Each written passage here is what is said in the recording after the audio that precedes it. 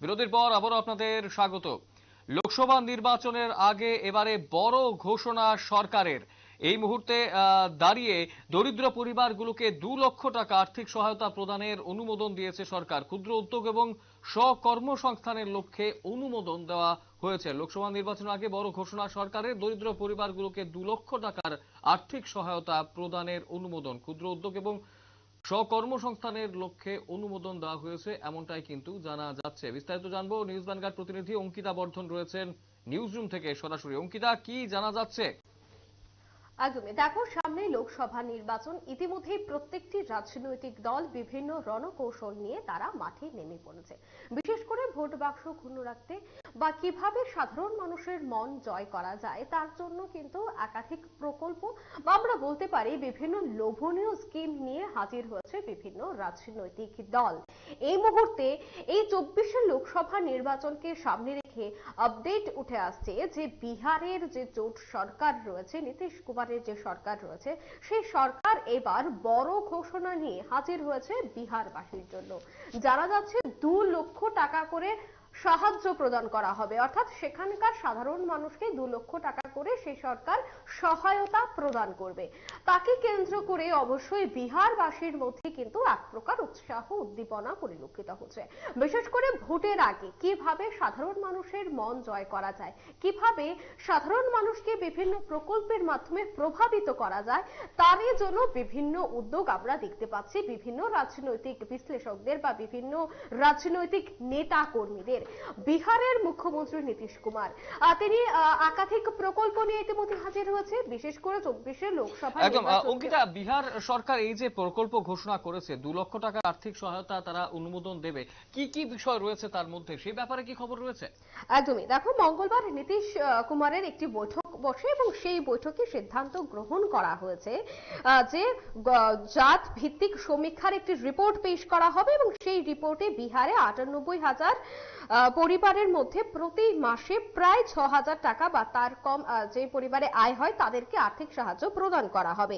এবার বিহারের রাজস্ব সরকারের তরফে ক্ষুদ্র এই উদ্যোগ প্রকল্পের অধীনে উদ্যোক্তারা এবং স্বনির্ভর গোষ্ঠী যেতে তারা তাদের মতো করে যেন আগামী দিনে এগিয়ে যেতে পারে, তার জন্যই তাদেরকে এই ঋণ বা এই সহায়তা প্রদান করা হবে। এবার প্রশ্ন আসছে বা তুমি প্রশ্ন করেছিলে যে কারা পাবেন এই টাকা বা কোন কাজের জন্য টাকা দেবে বিহার সরকার। দেখো, শিল্প বিভাগে অতিরিক্ত মুখ্য সচিবের নেতৃত্বে গঠিত একটি কমিটি এবং সেই কমিটির অনুমোদনের পরই পরিবারগুলিকে এই আর্থিক সাহায্য প্রদান করা হবে।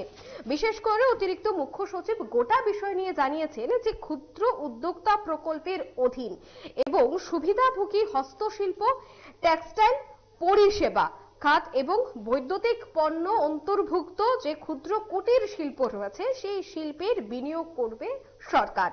কিস্তিতে দেওয়া হবে সেই টাকা এবং অসংগঠিত সেক্টরে কর্মরত শ্রমিকদের মৃত্যু এবং অক্ষমতার ক্ষেত্রে ক্ষতিপূরণও বাড়াবে মন্ত্রিসভা। অর্থাৎ একেবারে হলফ করে কিন্তু তারা জানিয়ে দিয়েছে যে কোন কোন খাতে এই মুহূর্তে সরকার টাকা দেবে। অর্থাৎ 2 লক্ষ টাকা করে প্রদান করা হবে সহায়তা করে এবং 6,000 টাকা করে প্রতি কিস্তিতে টাকা দেওয়া হবে বলে বিহার সরকার জানিয়েছে। এবং সেই সিদ্ধান্তে আরো জানা গেছে যে অসংগঠিত ক্ষেত্রে কর্মরত যে শ্রমিক, সেই শ্রমিকের যদি মৃত্যু হয় বা কোনো যদি অস্বাভাবিক মৃত্যু হয় সেক্ষেত্রে কিন্তু তাদেরকেও কিছুটা ছাড় থাকবে ঋণের ক্ষেত্রে এবং পুরোপুরি কেউ যদি অক্ষম হয়ে গেলে 1 লাখ টাকা ক্ষতিপূরণ দেওয়া হবে বলে এই মুহূর্তে বিহার সরকার জানাচ্ছে। একদম অঙ্কিতা, একটা বিষয় যে এই যে অনুমোদন দেওয়ার কথা উঠে আসছে, তার প্রভাব লোকসভা নির্বাচনে কিভাবে পড়বে? দেখো, লোকসভা নির্বাচন সামনে রয়েছে, বাজেট অধিবেশন এবং বাজেট অধিবেশন বা লোকসভা নির্বাচনের আগে বিভিন্ন স্কিম বা বিভিন্ন প্রকল্প যথেষ্ট গুরুত্বপূর্ণ। আমরা দেখেছিলাম 2019 সালে প্রধানমন্ত্রী নরেন্দ্র মোদী কৃষি সম্মান নিধি করে একটি প্রকল্প চালু করেছিলেন, তার বড় প্রভাব পড়েছে। আমরা দেখেছি যে লোকসভা নির্বাচনে প্রধানমন্ত্রীর এই ঘোষণা যথেষ্ট গুরুত্বপূর্ণ ছিল, বিশেষ করে কৃষকদের দ্বারা যে ভোট ব্যাংক পূর্ণ হয় তার উপর বড় প্রভাব পড়েছে। তাই এই মুহূর্তে চাইছে যে প্রত্যেকটি রাজনৈতিক দল কিভাবে একেবারে মধ্যবিত্ত বা নিম্নবিত্তকে বিভিন্ন প্রকল্প একেবারে হাতের কাছে পৌঁছে দেওয়া, কেননা মধ্যবিত্ত বা নিম্নবিত্তের। কিন্তু অঙ্কিতা, এই মুহূর্তে দাঁড়িয়ে নীতিশ কুমার তো ইন্ডিয়া জোটের বিরুদ্ধে রয়েছেন, ইন্ডিয়া অ্যালায়েন্সে রয়েছেন, তো স্বাভাবিকভাবেই প্রধানমন্ত্রীর বিপরীতে কি সেখানে দাঁড়াতে চাইছেন নীতিশ কুমার এবং নিজের রাজ্য থেকে কি সেটা শুরু করতে চাইছেন? একদমই। দেখো, এনডিএ এবং ইন্ডিয়া, আমরা বলতে পারি এবারে 24-এর নির্বাচন কিন্তু হচ্ছে ইন্ডিয়া এবং এনডিএ। আমরা দেখতে পাচ্ছি বিজেপি অর্থাৎ এনডিএ এনডিএ একাধিক প্রকল্প, সামনে যেহেতু বাজেট রয়েছে, আমি প্রথমেই বলেছিলাম, সেক্ষেত্রে কিন্তু বিভিন্ন প্রকল্প ঘোষণা করতে পারে অর্থমন্ত্রী নির্মলা সীতারমণ। তার বিপক্ষে অর্থাৎ ইন্ডিয়া জোটের একাধিক শরিকরা, আমরা বলতে পারি ইন্ডিয়া জোটের প্রথম সারির যারা শরিক রয়েছে তার মধ্যে নীতিশ কুমার কিন্তু একজন, আরো রয়েছে মল্লিকার্জুন খার্গে বা মমতা বন্দ্যোপাধ্যায়। কিন্তু সেক্ষেত্রে নীতিশ কুমার কিন্তু একটি গুরুত্বপূর্ণ জায়গা দখল করে রেখেছে ইন্ডিয়া জোটে। সেক্ষেত্রে তিনি চাইছেন যে কিভাবে একেবারে কেন্দ্রীয় সরকার বা মোদীর একেবারে বিকল্পে তিনি উনি উনার যে রাজ্য রয়েছে সেই রাজ্যের যে ভোট বাক্স রয়েছে সেই ভোট বাক্সকে কিভাবে নিজের দিকে টানতে পারেন এবং কি কি প্রকল্প তারা এই মুহূর্তে হাজির করলে সাধারণ মানুষ এই মুহূর্তে নীতিশ কুমারের সরকারের থেকে ধীরে ধীরে এগোবে, বা একেবারে সরকার বিরোধী অর্থাৎ মোদী সরকার বিরোধী কিভাবে বিভিন্ন প্রকল্প হাজির করা যায় বা কি কি উদ্যোগ নেওয়া যায়, তার বিষয়ে কিন্তু আমরা দেখতে পাচ্ছি একের পর এক সমালোচনা বা একের পর এক বৈঠক হচ্ছে। গতকাল অর্থাৎ মঙ্গলবার দেখা গেছে যে বিহারের যে জোট সরকার অর্থাৎ নীতিশ কুমারের যারা শরিকরা রয়েছেন সেই রাজ্যের, তারা প্রত্যেকেই বৈঠক করেছেন। শুধুমাত্র গতকাল নয়, আমরা দেখেছি বিভিন্ন সময় ইন্ডিয়া জোট ছাড়াও প্রত্যেকটা একটা বিষয় যে তুমি বললে যে দেশের প্রধানমন্ত্রী নরেন্দ্র মোদী যে প্রকল্পগুলো আনতে চলেছেন বা বাজেটে যে বিষয়গুলো আসতে চলেছে তার পরিপ্রেক্ষিতে নীতিশ কুমার সেখানে এই অনুদান দিয়ে স্বাভাবিকভাবেই প্রধানমন্ত্রীর একেবারে বিপক্ষ হিসেবে দাঁড়াতে চাইছেন। কিন্তু এই বিষয়টাকে কেন্দ্র করে কিছুদিন আগে আমরা দেখলাম যে মল্লিকার্জুন খার্গে তাকে কিন্তু চেয়ারম্যান হিসেবে ঘোষণা করা হয়েছে ইন্ডিয়া জোটের। তো সেই জায়গাতে এই মুহূর্তে যদি প্রধানমন্ত্রী নরেন্দ্র মোদীর পুরোপুরি বিপক্ষে দাঁড়াতে চান নীতিশ কুমার, নিজেকে সেভাবে পোর্ট্রে করেন, তাহলে ইন্ডিয়া দল জোটের যে শরিকরা রয়েছেন তারা কি সেই বিষয়টা মেনে নিতে পারবেন?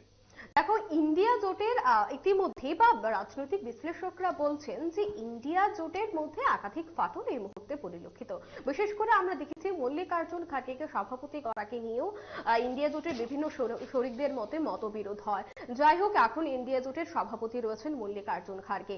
সেক্ষেত্রে একেবারে খার্গের বিপরীতে বা খার্গের নেতৃত্বে যে সমস্ত সভা এই মুহূর্তে অনুষ্ঠিত হচ্ছে সেখানে প্রথমত বলা হচ্ছে যে কিভাবে মোদী বিরোধী যে সমস্ত মোদী সরকারের যে সমস্ত প্রকল্প রয়েছে সেই প্রকল্পের ঠিক বিপরীতে একেবারে বাড়তি অক্সিজেন দিয়ে কিভাবে বিভিন্ন রাজ্য সরকার বা বিভিন্ন নেতৃত্বরা কিভাবে অন্যান্য প্রকল্প নিয়ে সাধারণ মানুষের কাছে হাজির হবেন। দেখো, প্রধানমন্ত্রীকে আমরা দেখেছি একাধিক বড় বড় প্রকল্প, সামনেই রয়েছে রাম মন্দিরের উদ্বোধন। তাই এরই আগে বিভিন্ন রাজনৈতিক দল বা আমরা বলতে পারি ইন্ডিয়া জোটের বিভিন্ন শরিক তারা চেষ্টা করছেন যে কিভাবে বিভিন্ন প্রকল্প নিয়ে সাধারণ মানুষের কাছে হাজির হওয়া যায়, কিভাবে সাধারণ মানুষকে সেই জায়গায় আকৃষ্ট করা যায়, সেই বিষয় নিয়ে কিন্তু ইতিমধ্যেই বৈঠক হচ্ছে। যদিও মল্লিকার্জুন খার্গের নেতৃত্বে যখন বৈঠক হয়েছিল তখন দেখা গেছে তিনি বলছিলেন যে শুধুমাত্র মোদী বিরোধী বিভিন্ন স্লোগান আগামী দিনে কাজে আসবে না, সেক্ষেত্রে কি করতে হবে, সেক্ষেত্রে বিভিন্ন প্রকল্প নিয়ে সাধারণ মানুষের কাছে পৌঁছে যেতে হবে। তারই যেন আমরা প্রতিফলন দেখতে পাচ্ছি বিভিন্ন রাজ্যে। কোথাও দেখা যাচ্ছে আরেকটা বিষয় যে নীতিশ কুমারের এই যে ঘোষণা এই মুহূর্তে তিনি দিলেন 2 লক্ষ টাকা করে দিতে হবে, একটা বড় ঘোষণা, স্বাভাবিকভাবে ভোট টানার জন্য একটা বড় একটা বিষয়। কিন্তু এই মুহূর্তে যেটা আমরা আগেও শুনেছি মল্লিকার্জুন খার্গে যখন জোটের ইন্ডিয়া অ্যালায়েন্সের যিনি মুখ হলেন তার আগে পর্যন্ত কিন্তু দেখা গেছে নীতিশ কুমারের মুখে কংগ্রেসের সমালোচনা। তো সেইভাবে সেখানে ইন্ডিয়া জোটে সেই রকম ভাবে কিছু না করতে পারলেও এককভাবে কি এই মুহূর্তে নীতিশ কুমার কিছু করতে চাইছেন, অর্থাৎ নিজেকে সেভাবে বড় হিসেবে পোর্ট্রে করতে চাইছেন, এমন কোন বিষয় কি দেখা যাচ্ছে? কিভাবে দেখছে রাজনৈতিক বিশ্লেষকরা এই বিষয়টাকে?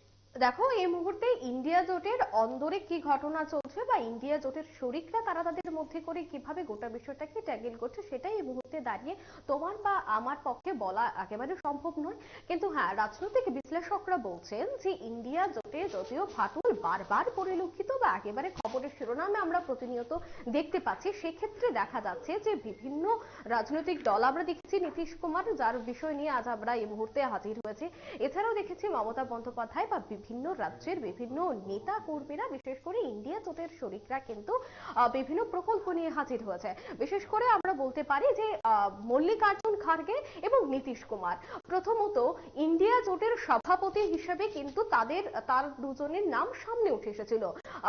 মূলত বিশেষ করে নাম উঠে এসেছিল নীতিশ কুমারের, কিন্তু সেই জায়গায় দেখা গেছে শেষ পর্যন্ত মল্লিকার্জুন খাড়গেকেই সভাপতি করা হয়েছে। সেক্ষেত্রে অবশ্যই একটা মতবিরোধ থাকবে, বা আমরা এর আগেও খবর করেছিলাম যে নীতিশ কুমারের এক পক্ষ এখনো ইন্ডিয়ার সাথে তাল মেলাচ্ছে, আবার নীতিশের অন্য পক্ষ এনডিএর সাথে তাল মেলাচ্ছে। সেক্ষেত্রে দু টানাটানির মাঝখানে তিনি পুড়ে গেছেন। কিন্তু যাই হোক, তিনি এখনো একেবারে সংবাদ মাধ্যম বা আমরা বলতে পারি সাধারণ মানুষের কাছে তিনি পোর্ট্রে করতে চাইছেন যে তিনি ইন্ডিয়া জোটের সাথেই রয়েছেন, কিন্তু ওনার সাথে যে অঙ্কিতা, এই মুহূর্তে দাঁড়িয়ে নীতিশ কুমার এই যে ঘোষণাটা করলেন, অর্থাৎ 2 লক্ষ টাকা আর্থিক সহায়তার যে ঘোষণা করলেন, সেই ঘোষণাতে কত মানুষ উপকৃত হতে পারে বিহারের, কি জানা যাচ্ছে? দেখো, এই মুহূর্তে কিন্তু বলা হয়েছে যে প্রায় 90,000-এর উপর বেশি মানুষ উপকৃত হবেন।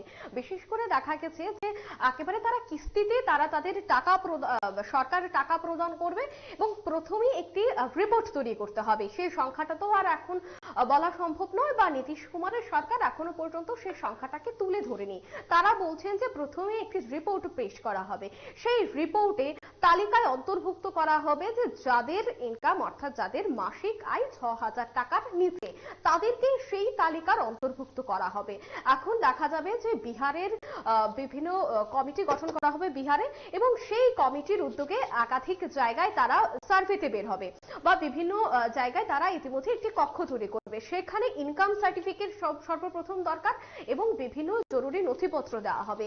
সেই ইনকাম সার্টিফিকেটে যত টাকা আয় লেখা থাকবে বা বিভিন্ন কাগজপত্র ক্ষতি, সরকার যখন বুঝবে যে তার আয় মাসিক 6,000 টাকা থেকে কম, তাদেরকে সেই আওতায় আনা হবে, অর্থাৎ তাদেরকে প্রত্যেক মাসে 6,000 টাকা করে কিস্তি, অর্থাৎ সর্বমোট 2 লক্ষ টাকা করে প্রদান করছে। এবং আমরা বলতে পারি ইতিমধ্যেই কিন্তু নীতিশ কুমারের এই যে প্রকল্প যথেষ্ট গুরুত্বপূর্ণ সামনের লোকসভা নির্বাচনকে কেন্দ্র করে। বিশেষ করে বিহারে নীতিশের কিন্তু একটা বড় দাপট রয়েছে। তাই নীতিশ কুমার যখনই কোনো সিদ্ধান্ত নেন, সেক্ষেত্রে বা তার পেছনে একটা যুক্তি বা একটা কারণ থাকে।